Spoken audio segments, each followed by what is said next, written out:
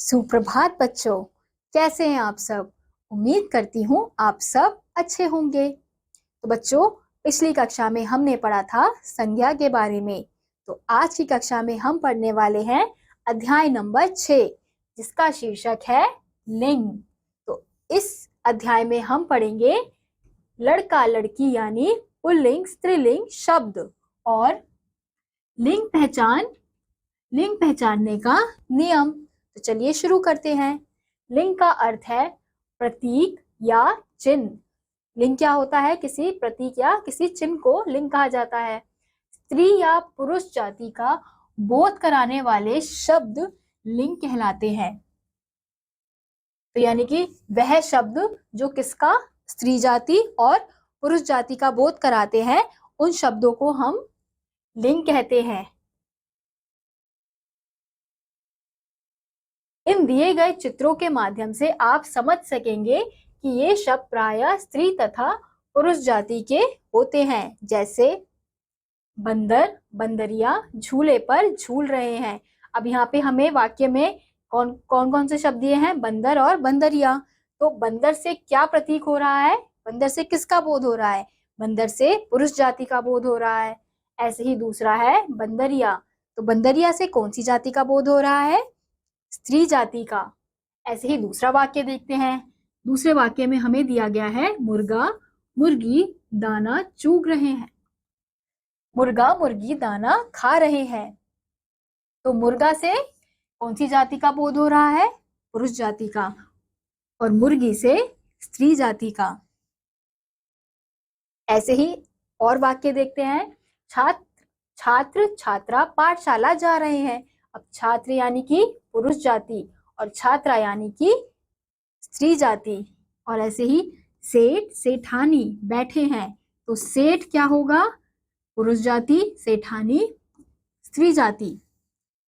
तो ऊपर दिए गए चित्रों में बंदर, मुर्गी, मुर्गा, छात्र तथा सेठ पुरुष जाति के हैं तथा क्रमशः बंदरिया, मुर्गी, छात्रा तथा सेठानी स्त्री जाति के हैं।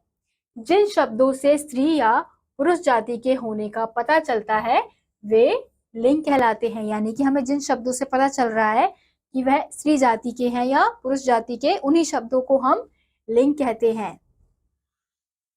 अब हम पढ़ेंगे लिंग के भेद। लिंग के दो भेद होते हैं। कौन कौन से? पुल्लिंग और स्त्रीलिंग। तो सबसे पहले पुल्लिंग के बारे में पढ़ते हैं। पुरुष जाति का बोध कराने वाले शब्द पुल्लिंग कहलाते हैं। यानी कि जिन शब्दों से पुरुष जाति का बोध हो रहा है वो क्या कहलाते हैं? वह शब्द पुल्लिंग के शब्द कहलाते हैं। जैसे राजा, सेठ, नौकर। इन शब्दों से क्या पता चल रहा है कि यह पुरुष जाति के शब्द हैं।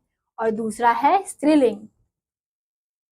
स्त्रीलिंग स्त्री जाति का बोध कराने वाले शब्द स्त्रीलिंग कहलाते हैं। यानी कि जिन शब्दों से हमें पता चल रहा है कि यह स्त्री जाति के हैं, तो वह शब्द कौन से क्या कहलाते हैं?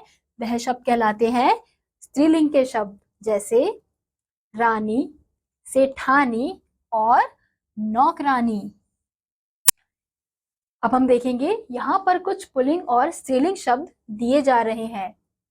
इन्हें पढ़िए, समझिए एवं याद कीजिए।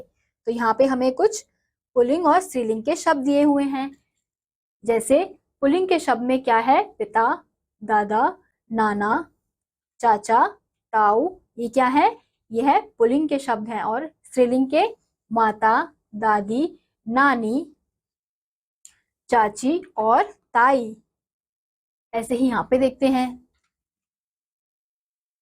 पुल्लिंग के शब्द फूफा, मामा, मौसा। स्त्रीलिंग के बुआ, मामी, मौसी।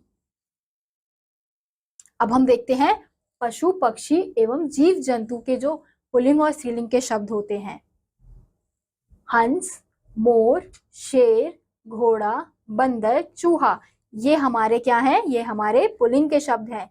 ऐसे ही स्त्रीलिंग के शब्द हैं हंसिनी, मोरनी, शेरनी, घोड़ी, बंदरिया और चुहिया। यहाँ पे हम देखते हैं पुल्लिंग के शब्द हैं सिंह और स्त्रीलिंग के सिंहनी, मुर्गा, मुर्गी, बकरा, बकरी, चीटा, चीटी, हाथी हथीनी, बिलाव बिल्ली। अब कुछ अन्य और शब्द देखते हैं। पुल्लिंग का राजा, स्त्रीलिंग की रानी। धोबी धोबिन, अध्यापक अध्यापिका, पंडित पंडिताइन। यहाँ पे नौकर नौकरानी, माली मालिन, बूढ़ा बुढ़िया और बालक और बालिका। तो यहाँ पे हमने देखे कुछ पुल्लिंग और स्त्रीलिंग के शब्द। तो बच्चों चलो मेरे साथ दोहराओ। शब्द के जिस रूप से यह पता चले कि संज्ञा शब्द पुरुष जाति का है या स्त्री जाति का, उसे लिंग कहते हैं। यानी कि शब्द के जिस रूप से हमें पता चलता है कि जो संज्ञा है, संज्ञा क्या है? हर किसी का नाम, तो वह नाम स्त्री जाति का है या पुरुष जाति का है, उसी शब्द को हम क्या कहते हैं? लिंग कहते हैं। लिंग के दो भेद होते हैं, कौन कौन से? पुल्लिंग और स्त्रीलिंग।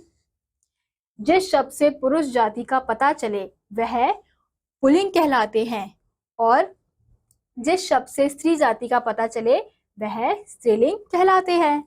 तो बच्चों इसी के साथ आज का ये अध्याय यहीं समाप्त होता है। उम्मीद करती हूँ आपको यह अध्याय समझ आया होगा। मैं आपसे मिलूंगी अगली वीडियो में, तब तक के लिए नमस्कार।